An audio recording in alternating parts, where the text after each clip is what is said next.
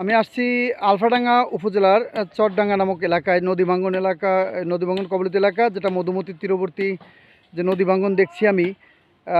সবচেয়ে দুঃখের বিষয় হচ্ছে এটা বাজরা বলা যায়, কিন্তু চর আজমপুর নামে পরিচিত জায়গাটা, যা ৮ নং ওয়ার্ড টগরবন্দি ইউনিয়নের।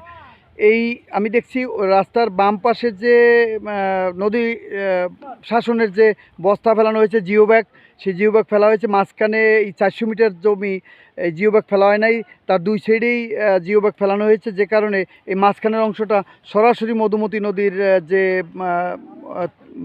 স্রোত এসে এখানেই বাড়ি খায়, যে কারণে এই নদী ভাঙ্গনের সৃষ্টি হয়েছে এবং এখানে প্রচুর ঘর বাড়ির ক্ষয়ক্ষতি হয়েছে।